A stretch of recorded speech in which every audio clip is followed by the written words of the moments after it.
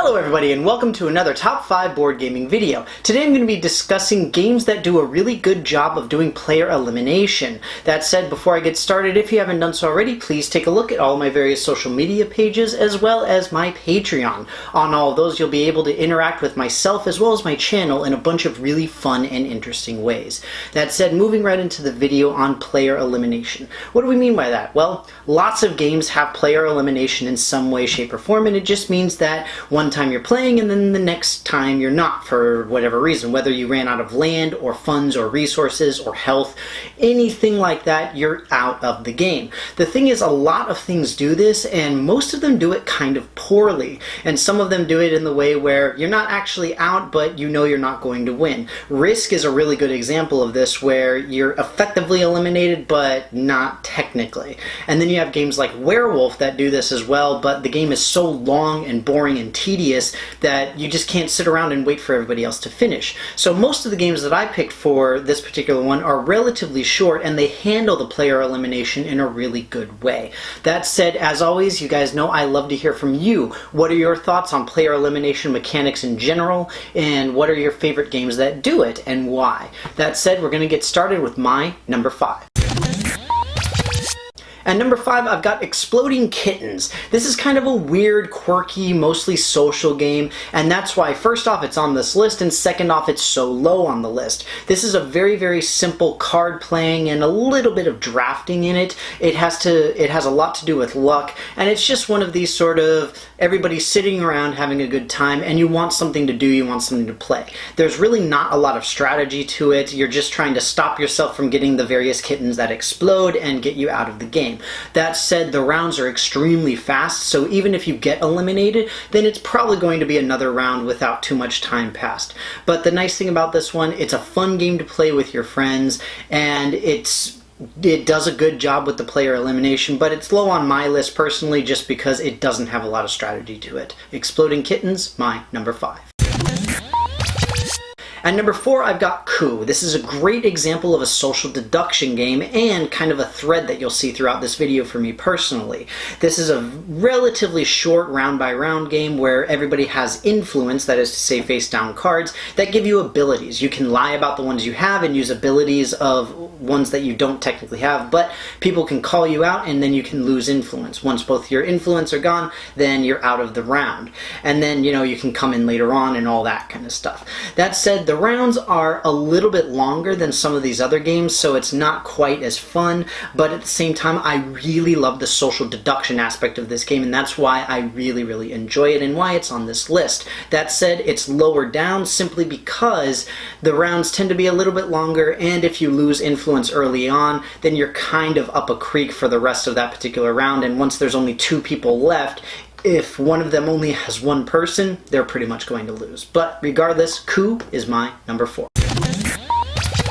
At number 3, I've got Love Letter, or rather Loot Letter in my particular case here. The idea of this game is everybody has cards and you're using certain abilities on the cards, saying I play this and whatever happens. You've got cards where you compare what you've got and whoever has the lowest loses and gets eliminated. You've got ones where you guess what the person has and if you get it right they're eliminated. All sorts of stuff like that. It's really great, and similarly to Coup, you have a wonderful social deduction aspect to this. The nice thing with this one though is the rounds are much faster, and on top of that, it's generally you generally don't get eliminated early on, because most of the time people are going to be too afraid to play the really intense elimination cards unless they're absolutely certain that they're going to win, and if they are, then the other players at the table are going to know the card or at least have a good idea of what card they have.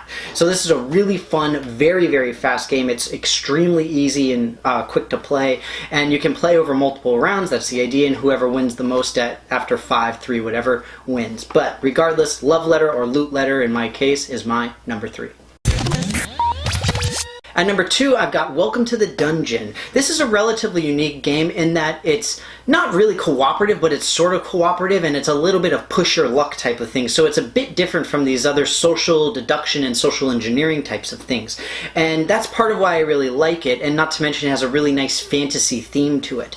Essentially, everybody is either taking away equipment or adding monsters to a dungeon that you're going to have to eventually go into and fight all of the bad guys inside. Whoever's left has to go in. If you win twice, you win the game. If you lose twice, then you're eliminated from the game.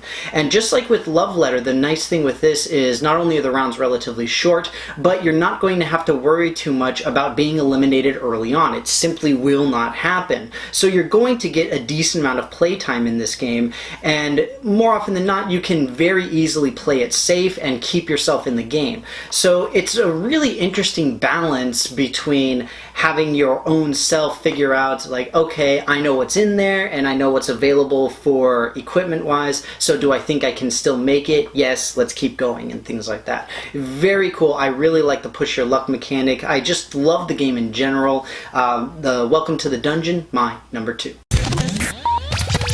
At number 1, I've got Shadowhunters. Bit of a random thing for a list like this, but I really, really love this game. The very unique thing about this one in the context of player elimination and all this kind of stuff is it's a semi-cooperative, team-based game. The interesting thing is that you don't actually know who your team members are. So you're sort of arbitrarily attacking and maybe defending people, but you don't know if you actually should be. They might be your friend and you might be killing them and all that kind of thing. And the way the player elimination works is everybody starts with X amount of HP, actually it's 0, and then as you take damage, then eventually you're going to drop dead. And that it doesn't inherently reveal who you are, but it will reveal at least something about you and potentially who you are. So it's kind of cool. And then the nice thing about this one is that I like to sit at the table and keep talking with people about what's going on and be like, oh no, but there was this and this and this type of thing, because you can say whatever you want in this game. And I like the elimination because just like some of these other games, it happens significantly later in the game, and unless one person just really peeved everybody off, then nobody's going to be eliminated very, very quickly. And on top of that, the elimination is a great mechanic for the game where it actually drives the sort of story forward, because it will help you figure out who people are based off of when people get eliminated. So it's a lot of fun. Shadowhunters, my number 1 elimination game. Well, everybody, that's it for my top 5 favorite player elimination games. As you can see, a majority of these are really based off of social deduction and logical reasoning and really quick gameplay. And the thing is, that's really where player elimination shines. You have to have a quick gameplay turnaround in order for people to not feel like they're being left out of the entire game and stuff along those lines. And so that's why, just for me personally, it's what I enjoy. But as always, I want to know what you guys enjoy. Do you like player elimination at all? If so, which games and why? You guys know I love to hear from you, so please leave any and all thoughts in the comments below. And with that, thank you very, very much again for watching, and I will see you next time.